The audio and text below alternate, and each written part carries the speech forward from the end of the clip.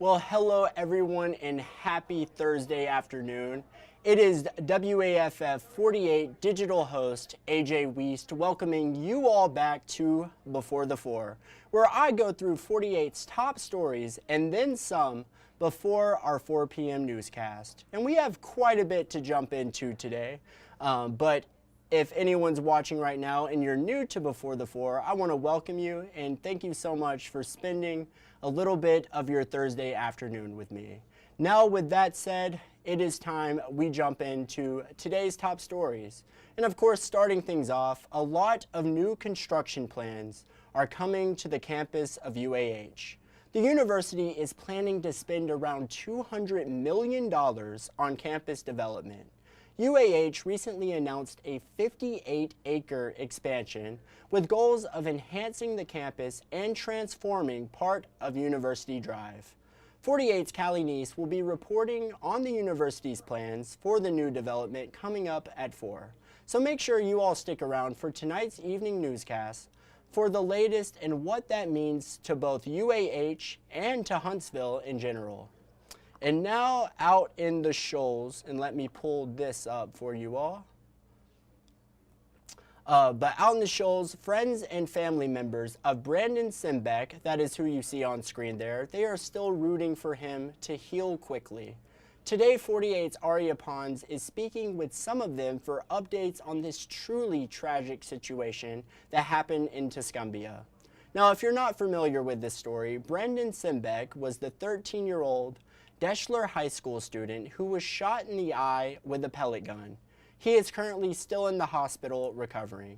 So make sure you all stick around for updates Aria might have on this very tragic situation. She's speaking with family members, she's speaking with friends of him, and we are certainly hoping that he has a speedy recovery. And now in Marshall County, 48 Savannah Sapp will be bringing you all updates on the Marshall County Jail. Now the jail is expanding and she will be providing updates on how far along they have gotten on the expansion. So make sure you all stick around for that story from Savannah as well. Now, in case you missed it, some residents in the Green Mountain community are fed up with being asked to conserve their water due to new developments coming to the area. This has been the second straight year they've been asked to do this. Callie Neese has the latest. I am all for slow and steady growth, but this is exploitation, and enough is enough. Neve Weinberger has lived in Green Mountain for 13 years, and like many areas in Huntsville, things are developing fast. Drastic changes since we moved up here. Yeah. We moved up for privacy and wildlife, and now we're surrounded by subdivisions, and the road has become a Hot Wheels track. It's not the growth that bothers her. It's the request year after year to conserve water. We learned in the meeting last year that there is one water line coming up to service everyone who lives on this mountain. It's old. There's an aging pumping system, and we don't have the infrastructure to support all of this new growth. Developers say that it is safe and the city of Huntsville is doing a great job and that this is a temporary non-issue, but residents are concerned for their safety. We had a house fire last November, and we were fortunate enough that they could extinguish that fire with fire extinguishers, but if we had had to rely on water pressure, it could have turned out very differently. Residents have reached out time and time again, but they claim that they are not being heard by the city. Profit speaks loud and clear to our leaders right now, and I feel like the people who have lived here for a number of years, who have been good stewards of our property, are being penalized by lack of planning by the city. Well, thank you, Callie. Certainly a concerning situation there in the Green Mountain community. And also on the topic of water, yesterday 48's Aria Pons reported on the latest from the water concerns in the Zip City community. So let's take a listen. It was Friday, Saturday, Sunday. Chisholm Heights Water Authority customers went several days without water depending on where they live. A boil water advisory has been in effect and will continue to be until Thursday or Friday. Joanne Parsaliti says she needed water now. Everybody was almost out of water. Volunteers from several organizations stayed out in the heat on Wednesday to hand out water. I'm just so glad that they're doing this, and Chisholm Heights, water, I love them. They're so nice there. They're so sweet, so I don't, you can't blame them for a leak, In true Shoals fashion, the volunteers came from the community itself. Chisholm Heights Water Authority found one leak on Sunday, fixed it, and another leak popped up. Then 2 more yesterday, meaning there were 4 leaks in the pipes over the last 4 days. The pipes were put in 1966. Frankie Bass shut down his business for the day to come to the Zip City area and help lift the water pallets from the truck onto the pavement. Well, everybody in this community comes together and helps everybody out when it's in a time of need, no matter what it is. We do a lot of different things for the community. We are a tow service and mechanic shop, but we help out the fire departments and everything, everywhere we need it. Residents have been both frustrated and understanding through the outage. They all hope it never happens again. It's the small things. Just think, you have to brush your teeth or wash your face, and you're like going, that water's so important. Well, thank you, Aria. Hopefully the water situation out there can get back to normal sooner rather than later.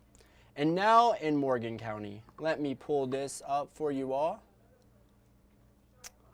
Now, in Morgan County, a man was arrested in Priceville on drug charges after police say they found more than 40 pounds of drugs in his car.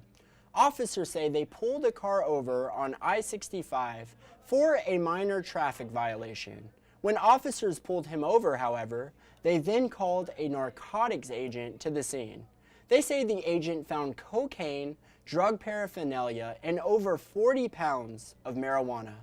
Raymond Signorori from Pensacola was arrested and charged with unlawful possession of a controlled substance, unlawful possession of drug paraphernalia, and trafficking cannabis. He was taken to the Morgan County Jail and booked on a $13,000 bond. Now it is Thursday, of course, and you all know what that means. It is time for Crime Stoppers. Let's see who 48's Gina Benitez, along with Huntsville Police, need your help stopping this week. Let's take a listen. Huntsville police are looking for 2 alleged car crooks. They did not physically steal this car, but they're still charged with motor vehicle theft. Police say these 2 men broke into this car that was parked on Chancellor Square. The car didn't run, so authorities say they called a local scrap company to buy it. After towing it to a nearby lot, employees realized it was stolen. They returned the car to its rightful owner, but when police went to get the guys who sold it to them, the 2 were nowhere to be found. If you know who they are, cops want to talk to you.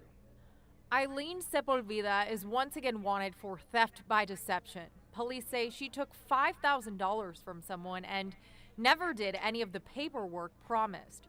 Investigators say Kenneth Friend is wanted for attempting to elude. They say he took off after a traffic stop. Joe Bennett is charged with aggravated assault after authorities say he beat his child's mother with a chair. Police want to bring in Shannon Hansard for meth possession. It's easy to earn up to $1,000 if you recognize any of these people. Just call 256-53-CRIME. You can also text or email your tips. For more information, visit the Crime Stoppers link on our website, WAFF.com. Well, thank you, Gina. And now in sports, Joe Davis Stadium is all set to host its first ever college soccer match. The Jacksonville State Gamecocks and the North Alabama Lions women's soccer team will kick off on August 18th with a little in-state competition. Exciting things to come out there at Joe Davis Stadium. And there will also be plenty to do there that weekend, as the day before, Huntsville City FC will play a game against the New York Red Bulls second team. Well, if you're in the mood to learn a new instrument or to improve at one you already might know, One thing you can do this Saturday is head on out to the Fret Shop off Jordan Lane and take some free beginner or more advanced ukulele lessons from Mr. Kirk Jones. Yesterday, I had the absolute pleasure of having Kirk here at the station, and he taught me how to play a little uke. Let's take a listen to it. Or start strumming, and then I'll start singing, and when you get comfortable, you just start singing with me. All right. So 1, 2, 3, 4. 1, 2, 3, 4. I want candy.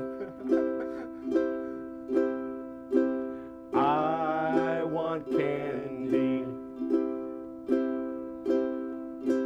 I want candy. I want candy. And the whole song is like that. Yep. And that was exactly what I was thinking in that moment. I was playing some ukulele, but I definitely was wanting candy at that time. But that was such an awesome time with Mr. Kirk Jones yesterday. And that another thing that you can do this Saturday, especially for all of my Harry Potter fans watching right now, a Harry Potter Day is coming to Practical Magic Indicator from 9 a.m. until 6 p.m. Today, I spoke with Practical Magic owner, her name was Julie McMahon, as she spoke about all the fun things she has planned for this event. Absolutely. So Julie, first, can you talk a little bit about this Harry Potter Day that's coming to Practical Magic? So we wanted to have an event for kids, with it being hot outside and it's summertime, and so we just wanted to give a chance for the kids to come out and have some fun so they can make their own little wands. We have the sorting hat so they can actually reach in and this guy right here. And you can pick out if you're going to be Gryffindor, Hufflepuff, Slytherin, or Ravenclaw. And then we're also going to have photo opportunities with the frame that says, wanted wizard. And there's going to be free cookies, free water, free juice. Everybody's welcome. It's just a family fun day for people to come out and spend some time with their kids in a safe environment. Well, very cool. And I noticed the sorting hat when you started speaking. Have you happened to put on the sorting hat and been sorted yet? I am Hufflepuff. I'm 100% Hufflepuff. Very cool. I need to actually come out there because I took one of those online quizzes a few years ago, and I think it said I was Gryffindor, but I haven't been officially sorted with a sorting hat. So I think I'm definitely come on down. We'll hook you up. Absolutely. Well, Julie, how many people are you expecting to be there throughout the day Saturday? So far, the event online is talking about over 100 people. So because it's a free event, limited supplies, so it's going to be first come, first serve for the wand making. Also, the first 100 customers or people in the store will receive their Hogwarts acceptance letter. So it even comes up with a little supply list too. So it's just to get kids excited for school coming up. So it's going to be great. Very cool. About to go off to Hogwarts. That's very cool. Very fun interview today. So if you're a Harry Potter fan, that is definitely something you're going to want to check out. Practical Magic Indicator this Saturday. You're not going to want to miss it. But finally, if you're not interested in learning the uke, or you have no interest in Harry Potter, but you love eating corn, maybe the place for you this weekend is the Corn Festival presented by the Madison County Farmers Market. Walter and Sheila Smithwick swung by the station yesterday, and I got to have a lovely conversation about this year's Corn Festival and the corn harvest in general. They also gave me 4 cobs of sweet corn to take home and try for myself. So let's take a listen to what they had to say. Aware to, invite them and let them eat some corn, then they know where the farmer's market is. And of course, they'll visit with all the farmers and vendors and get them some peas and beans and okra and canned goods. This year the farmers market will be 214 years old, I believe. The first one was in the bottom of the Madison County Courthouse in the early 1800s. Wow. In That the was the basement. first one? In the That was the basement, first yeah. one in the basement. And then over the years, it relocated a few times and settled in 1984 in this building when the Madison County Commissioners bought it and Bought the property. bought the property and built the building, and so it's been there since 1984. But 214 years. It's one of the oldest established businesses in Madison County. That is super cool. There's a lot of history. Wow. Of course, back then, you know, a lot of people peddled their goods just off a wagon or when cars came to be out the back end of a pickup truck, and this was a gathering place for them. Yes, and July, of course, is the biggest vegetable season. So you've got your corn, okra, peas, beans, tomatoes, Honey. squash, and then, of course, you have the other vendors that come in there that are staples too. All the time people come looking for them. You've got the honey man, the cookie couple, the cake guy, the yes, the flower people. I mean, the berry people. And he was talking a while ago about how small the community is. Even though Huntsville's big, there's so many people that you see there. Over the years, the history that comes through there, they know so much about Huntsville, the older people that do, but they know each other too. So it's amazing how big Huntsville is, but yet small. Exactly. Very interesting stuff right there. I definitely did not realize how much history is in the Madison County Farmers Market. But the Corn Festival is this Saturday at Cook Avenue if you want to head on out there and get all the corn you can eat. And I'm not going to lie to you all, Sheila was definitely making me hungry yesterday, and she just made me hungry again talking about all that okra, all that corn that's going to be out there. So if you like to eat like me, that just might be the place you need to go this weekend. But it is now July, aka one of the hottest months in the entire year. That means many of you might be getting ready to go to the beach. But one thing to be mindful of, however, is some of the creatures and the other forms of life that might be near you. WALA in Mobile reports on sea turtle etiquette. Let's take a listen.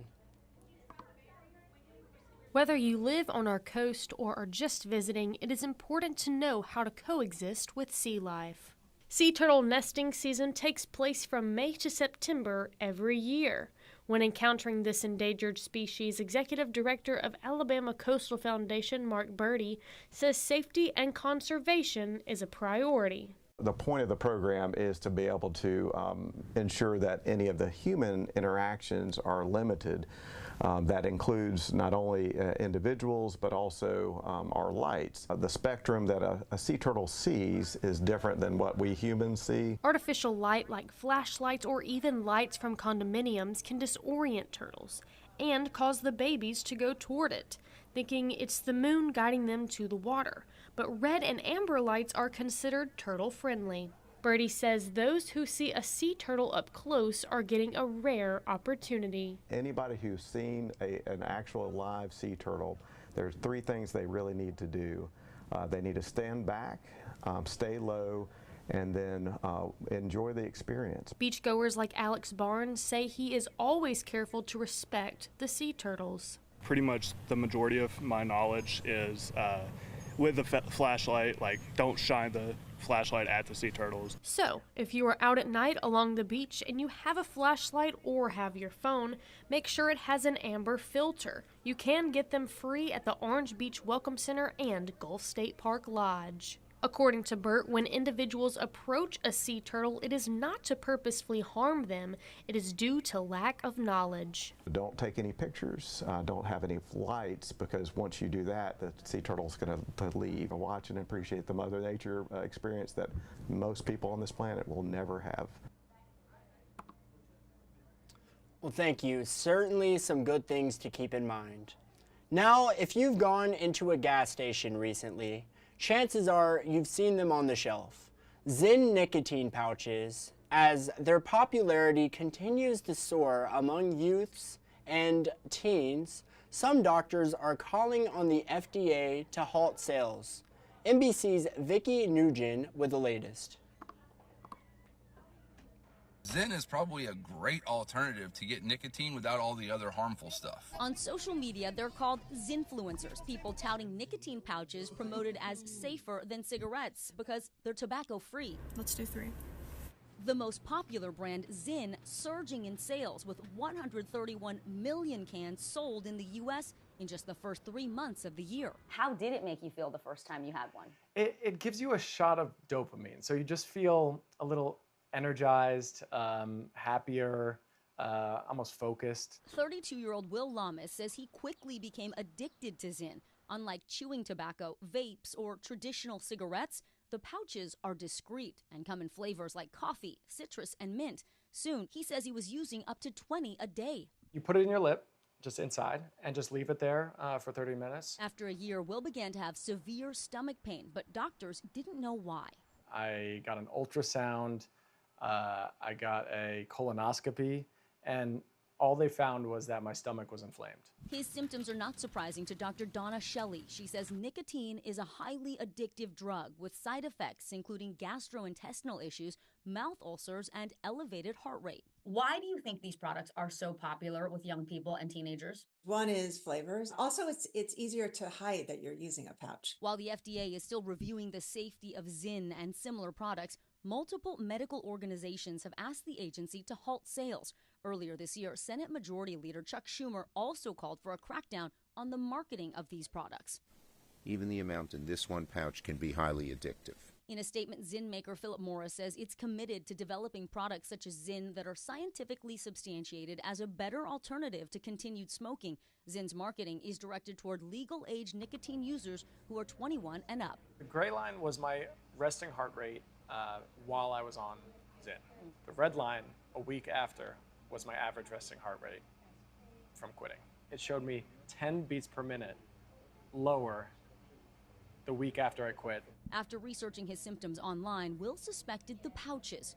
Haven't had stomach issues since the day I quit, cold turkey. 6 months later, he says he still has cravings. If I had known that it was gonna cause me so many health issues, I wouldn't have started. Vicki Nguyen, NBC News, Stamford, Connecticut. Thank you, Vicki. And now let's talk about the stories you're just not going to want to miss in tonight's evening newscast. A new mobile command unit out in the shoals, beating the heat at the ice rink when it is needed to take a cognitive test. And these are just a few of the stories you're just not going to want to miss in tonight's evening newscast. You're also going to want to stick around for the 48 First Alert forecast from Chief Meteorologist Brad Travis. Now it is time for Facebook Fun, and if you are new to Before the Four, you're confused, what is Facebook Fun? This is just a portion that we like to end Before the Four with, where we ask a question on the 48 Facebook page every day. Usually it's around 11:45 or noon. And let's pull up today's Facebook question. You all typically respond very accordingly. But let's see what we said today. We said, what is something a lot of people buy that's a waste of money? There's a lot of things I buy, I know, that are a waste of money, but let's see what you all had to say. Linda Dobbs said the extended warranty. That is true. A lot of times, I'm no financial expert now, but a lot of times they ask you, or the salesperson, they'll ask you to get the extended warranty, and a lot of times it is a money grab. So I do have to agree with Miss Linda right here. Linda, thank you so much for commenting. Ann Penny said Starbucks. I will have to agree with that. Who needs a $7, $8 coffee when you can just, you can have a 99-cent coffee at the local gas station, or, everyone has their own fixes. So if you want to spend $8 on a cup of coffee, by all means, but I am definitely not doing that. And thank you so much for commenting. Jim Martin, Jim, I've missed you. He is the guy who is always shouting out his Phil Campbell Piggly Wiggly. Jim said toilet paper. I guess that could be a waste of money for some. Jim, thank you so much for commenting.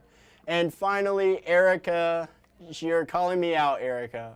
She said Red Bulls. Well, personally Red Bulls. So Erica, me and you are in the same boat. I definitely spend way too much money on Red Bull throughout the week. But Erica, thank you for commenting. Everyone who commented, thank you.